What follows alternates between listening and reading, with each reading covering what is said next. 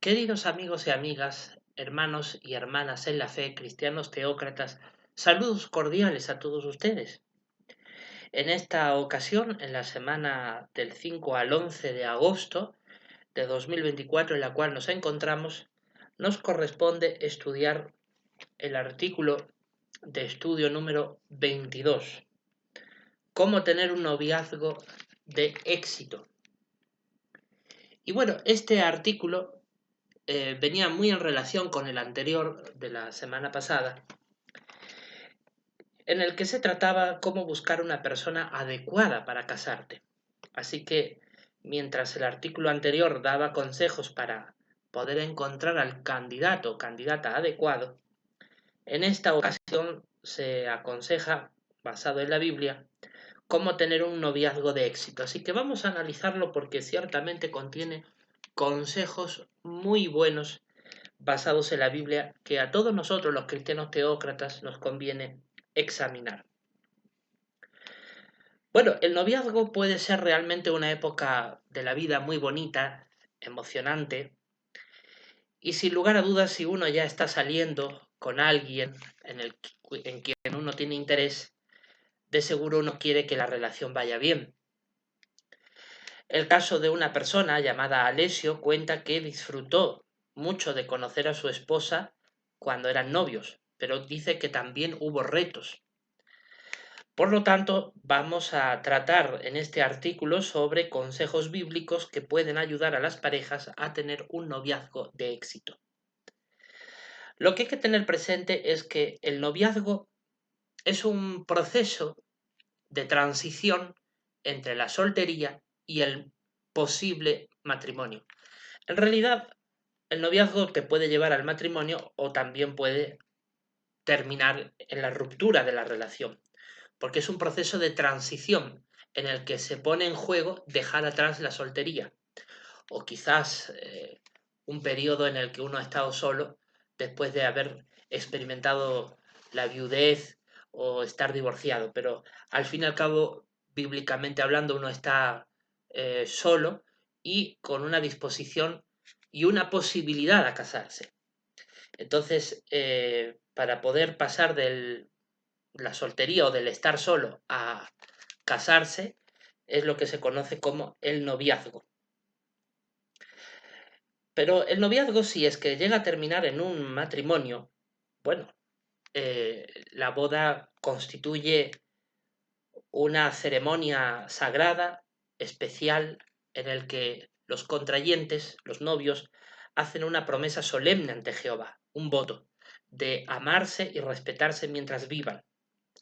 Por eso, debido a que el matrimonio es una institución familiar que es sagrada desde el punto de vista de las escrituras y constituye una relación de por vida hasta que la muerte los separe, es por eso que hay que pensar muy bien con quién uno decide casarse. Leamos a este respecto lo que dice el Proverbios capítulo 20, versículo 25, por favor, Proverbios 20, 25. Dice: es un lazo cuando el hombre terrestre ha clamado temerariamente santo y después de los votos está dispuesto a hacer examen. Sí, es algo temerario prometer llevar a cabo algo, en este caso iniciar un matrimonio, y luego replanteárselo. Realmente para los cristianos teócratas no existe la posibilidad de divorciarse a menos que haya, como dijo Jesucristo, una infidelidad de índole sexual que implique la ruptura del matrimonio. Si no es por inmoralidad sexual, no hay posibilidad de divorciarse. Ahora las escrituras son flexibles. Hay diversas situaciones, como por ejemplo la violencia doméstica, en la cual la pareja está bíblicamente autorizada para separarse en caso de que exista este tipo de situaciones graves. Pero bíblicamente solo el divorcio, como Jesús lo dejó claro, solo es por inmoralidad. Por lo tanto, es una decisión en el asunto de casarse muy serio. Las dos personas tienen que pensárselo muy bien. Ahora, hay que tener presente que mientras están de novios, pues no están obligadas a casarse, se están conociendo. Por lo tanto, cabe preguntarse qué nos va a ayudar a decidir si nos vamos a casar o no. Bueno, primero hay que procurar conocer bien a la persona, conocer la persona secreta del corazón, porque una cosa es lo que se proyecta, todo el mundo trata de generar una imagen positiva a primera vista, pero otra cosa es lo que cada uno de nosotros somos desde el interior. Al final, por más que se finja, tarde o temprano sale a relucir la verdadera personalidad. Primera de Pedro 3:4 dice algo muy interesante al respecto, sino que sea la persona secreta del corazón en la vestidura incorruptible del espíritu quieto y apacible, que es de gran valor a los ojos de Dios. Así que lo que es de gran valor a los ojos de Dios, como dice el versículo, es el corazón que cada persona tiene, que sea un corazón caracterizado por la apacibilidad, por la bondad y por la quietud, y que eso no se corrompa, sino que se mantenga en el tiempo. Por lo tanto, sabemos qué es lo que Dios valora en el interior de nosotros, ¿no? Tener un espíritu quieto y apacible en nuestro servicio a Dios. Por lo tanto, cuando uno está conociendo a, más a fondo a quien en este caso es un novio o una novia, pues es la oportunidad para examinar si esa persona de su propio corazón es espiritual, si realmente tiene cualidades bíblicas, por ejemplo, es trabajador. Yo creo que esa es la primera pregunta que hay que hacerse. ¿Es una persona productiva, laboral, económicamente? ¿Qué clase de valores morales tiene? ¿Cómo ve determinadas cuestiones o asuntos? ¿Cómo es su personalidad? ¿Manifiesta las cualidades del fruto del Espíritu Santo o quizás cualidades negativas como las propias de la carne? ¿Es una persona educada o es grosera? ¿Tiene determinados comportamientos antisociales? ¿Cómo se lleva con los demás? ¿Es una persona tolerante, humilde o es orgullosa, es cínica, es prepotente, es arrogante o es una persona humilde? En fin, hay muchísimas preguntas que surgen cuando una persona está conociendo a otra en una relación de noviazgo. Lo que sí es interesante resaltar es que las personas más compatibles son aquellas que mejor se adaptan a las diferencias del otro. La compatibilidad no quiere decir que los dos sean parecidos o iguales, sino que, a pesar de las diferencias, se saben complementar y se saben adaptar al otro. Porque básicamente no es posible encontrar en este mundo a alguien que sea muy parecido a uno mismo. Eso es una idea fantasiosa. Los novios, por lo tanto, deben asegurarse de dedicar tiempo a conversar y a escucharse, visitarse cuando puedan, siempre y cuando, como veremos más adelante, sea con el apoyo del entorno familiar y de amigos, ¿no? Y de hermanos de la congregación. Porque en el noviazgo, para que sea un noviazgo cristiano, se tienen que respetar las normas de moralidad, como enseña la palabra de Dios, y por lo tanto la colaboración en este apoyo es fundamental por parte de la congregación y de la familia. Es bueno que los novios se hablen sus propias cosas, para conocerse. Como ya hemos dicho, cuestiones de personalidad, educación, valores morales, actividad profesional, su entorno social, su espiritualidad, su forma de pensar y de ser, pero también cuestiones como problemas de salud, quizás cuestiones más profundas, ¿no? Más íntimas, problemas de salud o si es una persona que tiene deudas económicas o más bien es una persona solvente económicamente, es una persona que gestiona bien sus recursos financieros, también su estado emocional y psicológico, traumas del pasado. Qué interesante. Eso también es necesario de saber de la otra persona porque, como repito, normalmente todo el mundo trata a primera vista de proyectar una imagen positiva de sí mismo, pero conforme pasa el tiempo es inevitable que se vayan manifestando las verdaderas características de uno. Por lo tanto, en el trato hay que averiguar todas estas cuestiones, ¿no? A veces hay personas que, por sus vivencias del pasado, tienen serios trastornos psicológicos, trastornos de personalidad, trastornos emocionales. He conocido a lo largo de mi vida personas que carecen de sensibilidad, de empatía, que son realmente a veces crueles, pero en otras ocasiones manifiestan un intento de ponerse en el lugar del otro y de apoyar. Pero cuando uno ve personas que tienen este tipo de conflictos internos, no hay una estabilidad emocional o psicológica. También los he conocido, por supuesto, aquellos que no tienen nada de empatía, nada de amor, son coléricos, eh, dados a la discusión, al enfrentamiento, a la contienda. Y por supuesto, en el lado opuesto, he conocido personas muy humildes, amorosas, cariñosas, empáticas, que saben relacionarse con los demás, que son positivas, que no andan quejándose a cada rato, etcétera. Por eso hay que conocer bien a la persona, pero lo importante es tener en cuenta que tarde o temprano todos estos temas se deben de tratar. Ahora, ¿qué nos va a ayudar a conocer bien a la otra persona? Bueno, hay que comunicarse con franqueza, ¿no es cierto? Hacer preguntas y saber escuchar. Observemos a este respecto los consejos que nos da la Biblia muy acertadamente. Por ejemplo, en Proverbios capítulo 20, versículo 5, que podemos leer. Proverbios capítulo 20, versículo 5. Dice: el consejo en el corazón del hombre es como aguas profundas, pero el hombre de discernimiento es el que lo sacará. Efectivamente, hay personas que guardan muy profundamente sus pensamientos, sus emociones, sus intenciones, pero aún en esas circunstancias dice que si tenemos discernimiento sabremos sacarlo. Por eso, preguntas bien meditadas en el momento y en el lugar adecuado nos puede ayudar muchísimo a poder sacar lo que hay en el interior de la persona para poder conocerla mejor. Pero todo es contacto, con amor, con paciencia y también respetando el espacio personal de cada persona, porque tampoco no queremos ser policías. A este respecto, qué buen consejo nos da Santiago, capítulo 1, versículo 19, que les invito a su lectura.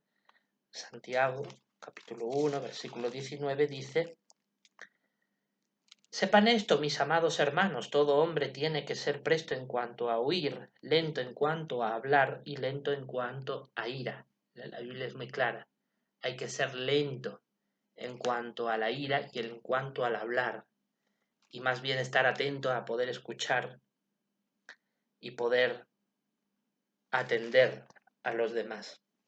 Si tenemos estas actitudes vamos a poder tener un buen noviazgo porque vamos a saber escuchar a la pareja, a, a entender sus preocupaciones, su modo de pensar, sus inquietudes, etc. Por eso los novios deben de aprovechar momentos para conversar, comer juntos, dar un paseo en zonas públicas, salir a predicar. O imagínense si los dos trabajan en el mismo centro de labores. También tienen ahí oportunidad para dialogar más, conversar, conocerse mejor. Compartiendo momentos juntos, en familia y con amigos, siempre rodeados de seres queridos o de compañeros de trabajo, que de alguna manera el contacto con otras personas establece un ambiente que es público, que no es privado, y eso mantiene límites para que los novios se comporten conforme a las normas cristianas en cuanto a la moralidad sexual. Algo que aquí en el párrafo 7 debemos de condenar porque es una aberración lo que está escrito en este párrafo. De hecho, yo lo tengo aquí subrayado, redondeado en amarillo y tachado, y la base bíblica que desmiente esta afirmación. Esta afirmación que rechazamos y condenamos es cuando dice: planea actividades en las que pueda ver cómo se comporta la otra persona en situaciones distintas y con una gran variedad de personas. Bueno, este tipo de comportamientos mafiosos que le gusta practicar al liderazgo de los testigos de Jehová, nosotros los cristianos teócratas lo rechazamos tajantemente. Porque un cristiano jamás se comportaría de esta manera, de planear una actividad para ver cómo se comporta la otra persona. No usamos métodos policíacos de espionaje para fiscalizar a quien realmente puede llegar a ser nuestra pareja. Este tipo de conductas son anticristianas, pertenecen a los apóstatas. Tristemente, pues en una organización como esta, la de los Testigos de Jehová, que está corrompida en sentido espiritual, no puede evitar que en muchos de sus artículos incluya ideas antibíblicas. ¿Y por qué decimos que es antibíblico planear actividades para ver cómo se comporta la otra persona, para ponerla a prueba?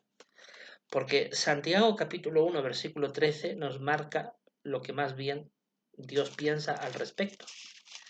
Mire, en Santiago 1:13 dice lo siguiente: al estar bajo prueba, que nadie diga, Dios me somete a prueba, porque con cosas malas Dios no puede ser sometido a prueba, ni somete a prueba él mismo a nadie. Así que el modo de pensar de nuestro Creador Jehová Dios es muy claro. Ni él somete a prueba a nadie con cosas malas, ni a Dios se le puede someter a prueba con cosas malas. Así que Dios rechaza el poner a prueba a alguien con cosas malas. Y por lo tanto nosotros no debemos tampoco de poner a prueba a nadie con cosas malas. Sin duda esa es una falta de respeto y está mal.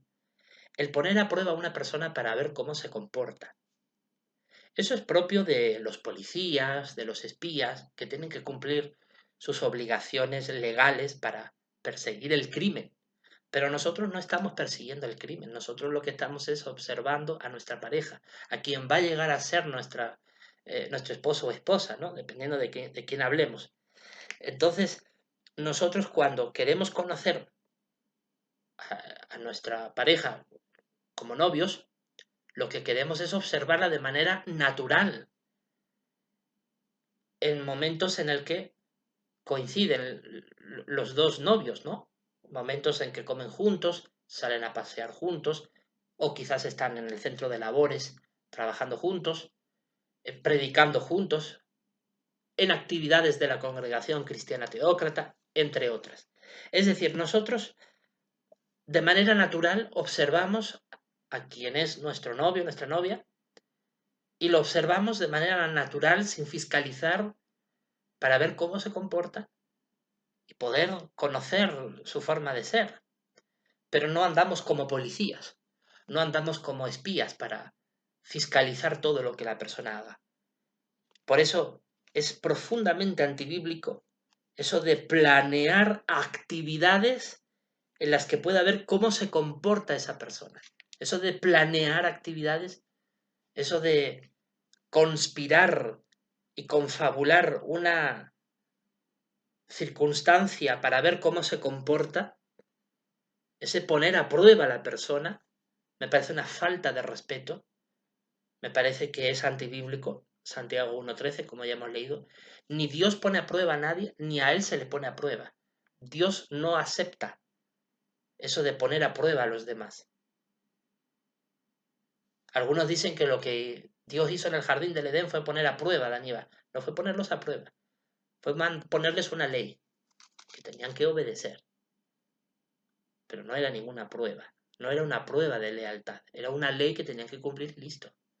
Pero no era para ver si son leales, porque ya desde que fueron creados hasta que Dios les da el mandato de no comer del árbol, ya en ese tiempo, en ese lapsus de tiempo, ya eran leales. Así que el Dios lo único que hizo fue poner una norma, una ley, pero no los puso a prueba. Eso de poner a prueba más bien pertenece a Satanás, que es el que prueba y tienta a las personas. Por lo tanto, tengamos cuidado con las ideas apóstatas que de vez en cuando se filtran en las revistas que publican los testigos de Jehová.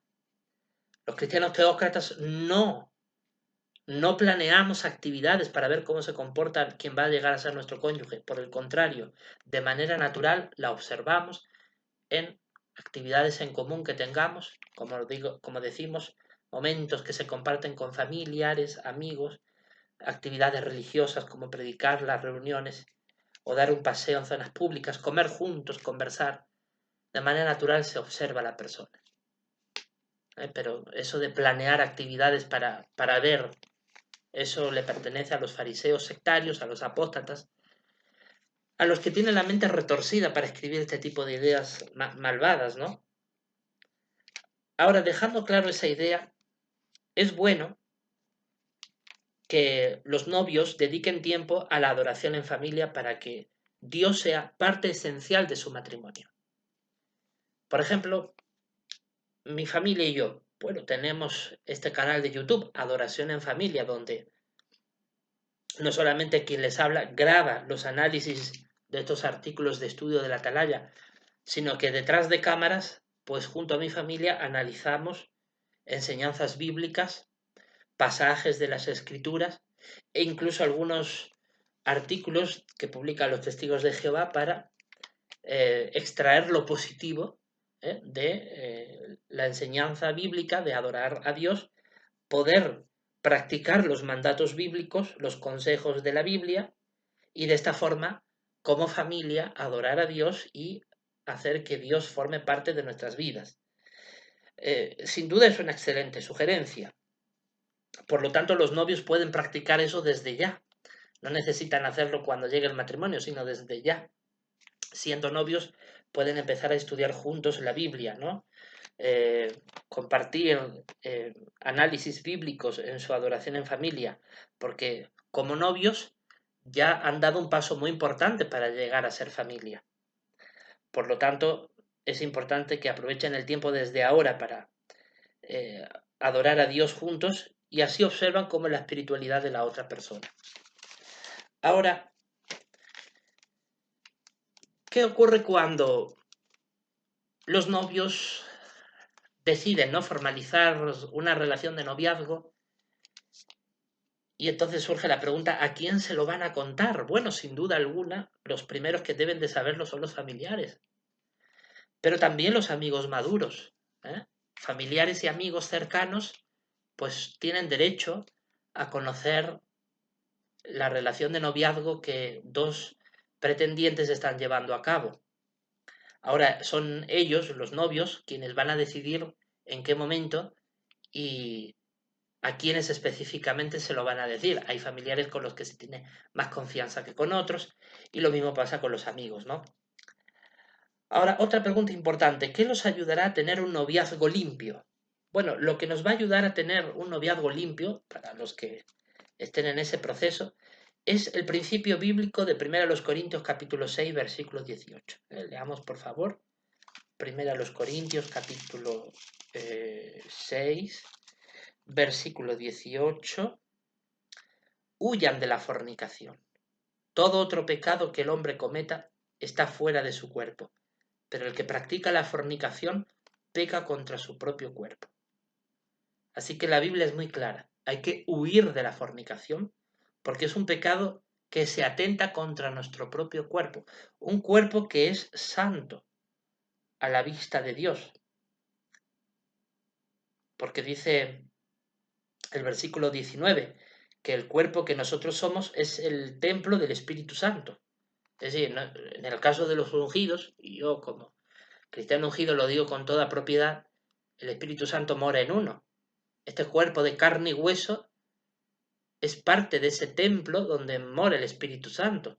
Entonces, si practicamos la fornicación, estamos pecando contra este cuerpo en el cual mora un Espíritu Santo que no consiente esa práctica. Y por lo tanto lo entristeceríamos, pondríamos en grave riesgo nuestra esperanza de vida eterna. Por lo tanto, hay que tener muy en cuenta estas palabras de Pablo bajo inspiración divina. Por lo tanto, los novios, ya que están en un proceso de probablemente llegar al matrimonio, tienen que evitar hablar de temas de índole sexual de manera muy específica, porque claro, se entiende que cuando son novios hay que hablar las cosas, ¿no? No puede ser que estando de novios no se hable, por ejemplo, de enfermedades que uno pueda tener en zonas íntimas y que eso recién se descubra en el matrimonio. No. Hay que hablar de cuestiones sexuales cuando tienen que ver con el asunto de salud o cuando tienen que ver con cuestiones parecidas. Pero en cuanto al asunto sexual por el placer, bueno, hay que evitarlo porque eso ya pertenece al matrimonio, ¿no es cierto? Para los cristianos teócratas es así. Y en esa línea, evitar que los novios estén solos o puedan incluso beber en exceso. Sabemos que el alcohol estimula la pérdida de la vergüenza y puede, o de la inhibición, ¿no es cierto? Y pueda impulsar a ese tipo de prácticas antibíblicas. Por lo tanto, los novios tienen que tener la costumbre de hablar qué medidas pueden tomar para respetar las normas de Dios durante el noviazgo, respetando 1 Corintios 6:18, que ya hemos leído. Ahora, que haya normas en el noviazgo que hagan respetar las leyes de Dios, no implica de que no haya una muestra de cariño en el noviazgo, porque los novios ya no son solamente amigos, también tienen una relación romántica y sentimental profunda y estrecha. No tanto como cuando están casados, pero ya han dado un paso muy importante. Por lo tanto, es lícito que los novios se manifiesten de manera cristiana muestras de cariño, muestras apropiadas. A este respecto hay un interesante pasaje del Cantar de los Cantares. Cantar de los Cantares, que se encuentra después de Eclesiastés, que da esta idea.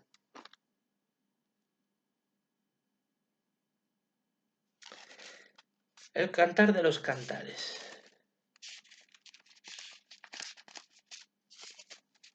Capítulo 1, versículo 2 dice: Béseme él con los besos de su boca, porque tus expresiones de cariño son mejores que el vino.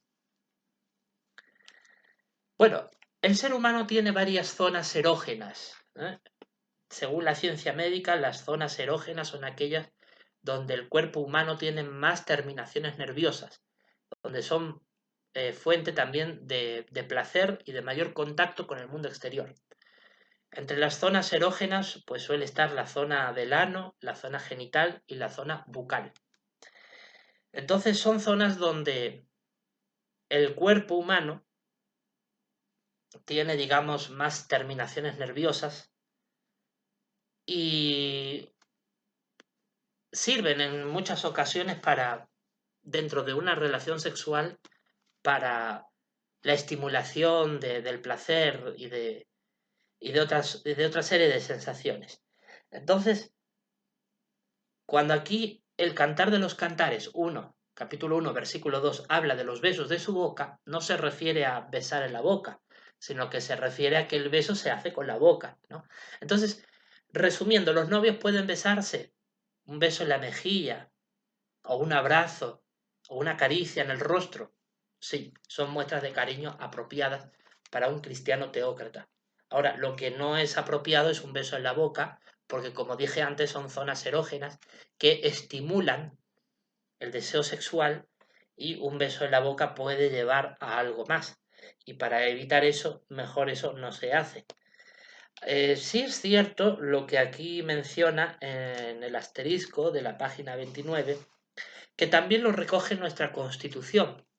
La Constitución ya reformada de la Casa Teocrática muestra cuáles son los pecados graves que la Biblia condena y muestra claramente que, como bien dice aquí, acariciar los genitales de otra persona, que no es el cónyuge, pues constituye inmoralidad sexual y requiere acción judicial. Totalmente de acuerdo con ello. También el acariciar los pechos o tener conversaciones inmorales, es decir, conversaciones donde se describen actos sexuales, pues es una forma de inmundicia.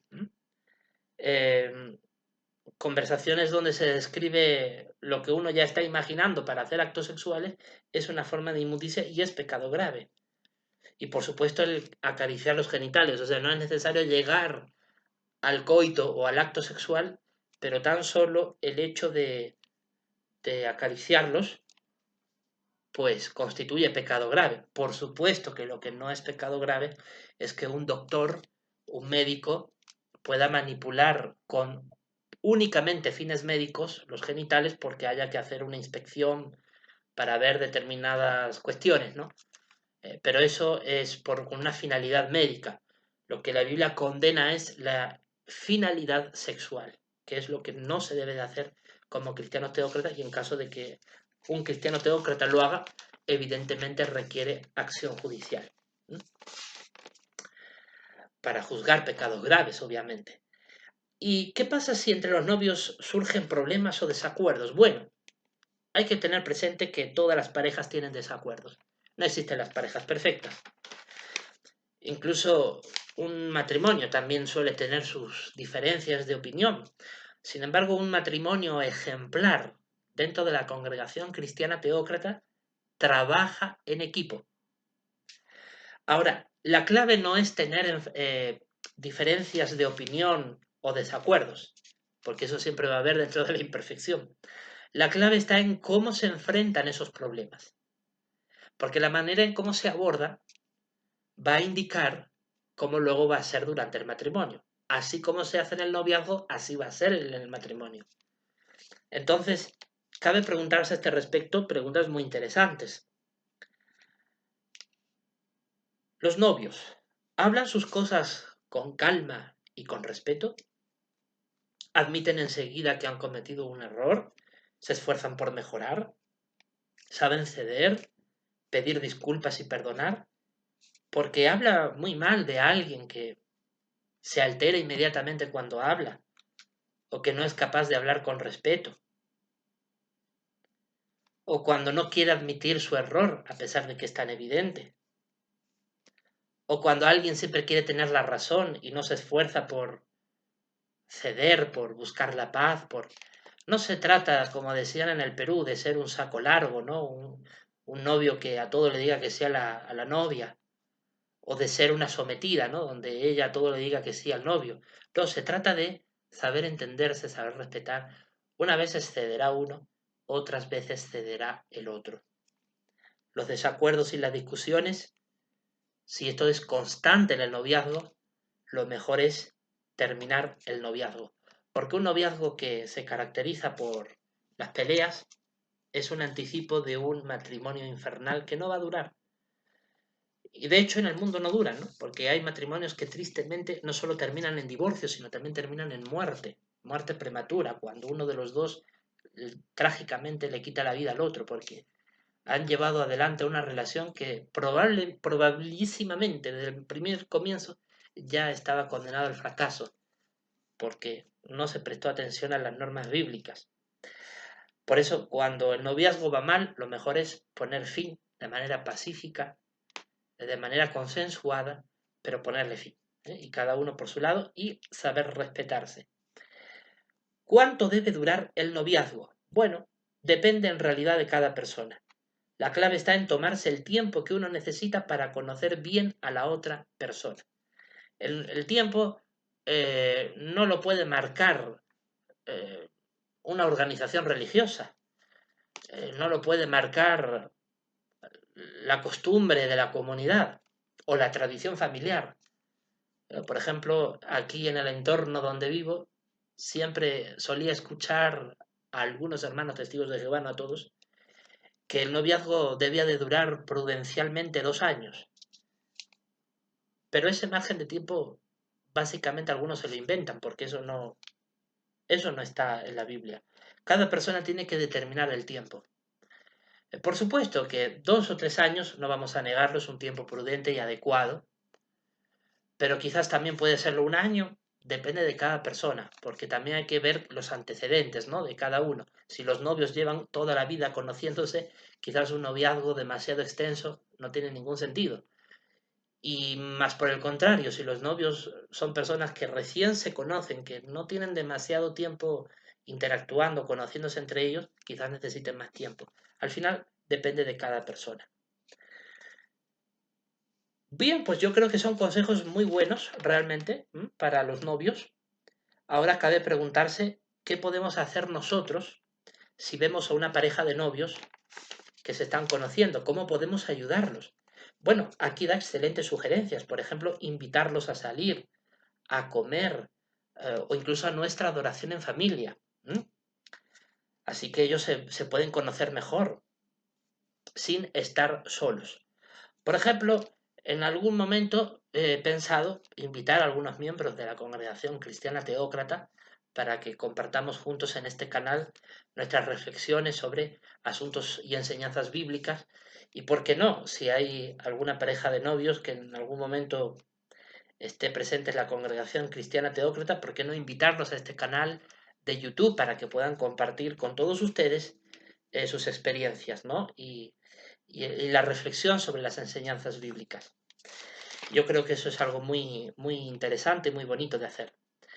Eso sí, cuando se trata de ayudar a una pareja de novios hay que saber respetar su espacio personal, porque estamos de acuerdo, como cristianos teócratas no los vamos a dejar solos, porque hay que ayudarlos a que mantengan en vigor las normas bíblicas, pero también dentro de la compañía que ellos tienen con nosotros, dejarles en algún momento su espacio personal para que hablen de sus cosas, ¿no? Por ejemplo, una reunión familiar o una reunión de amigos en una casa, una pareja de novios puede estar en esa reunión social o familiar y quizás en algún momento estar en una esquina de la sala mientras ellos hablan. No están solos, pero al mismo tiempo tienen su propio espacio para que hablen y conversen sus cosas, ¿no? Y eso es una manera de ayudarlos, porque le damos el tiempo para hablar sus cosas, ¿m? Que sin duda tienen mucho de qué hablar. Otra manera de apoyar a los novios es tener cuidado con lo que decimos, porque es muy importante saber respetar el espacio personal de los demás. No somos fiscalizadores, no somos chismosos, no andamos preguntando cuándo te vas a casar, cuándo va a ser la boda, cuántos hijos vais a tener, y menos aún criticarlos porque mira cómo llevan el noviazgo, porque mira lo que hacen, mira lo que dejan de hacer. Bueno, me parece muy interesante que el párrafo 15 aborde estas cuestiones. Si lo hace, es porque es evidente que en la congregación Testigos de Jehová los chismosos abundan, tristemente. Así que, señores testigos de Jehová, no sean chismosos, ¿eh? No anden fiscalizando a sus hermanos que están en noviazgo, sepan respetar el espacio personal, ¿eh? No anden hablando mal de ellos, ni juzgándolos ni criticándolos. Si cometen pecados graves, ya sabemos quiénes son los responsables de la congregación para atenderlo.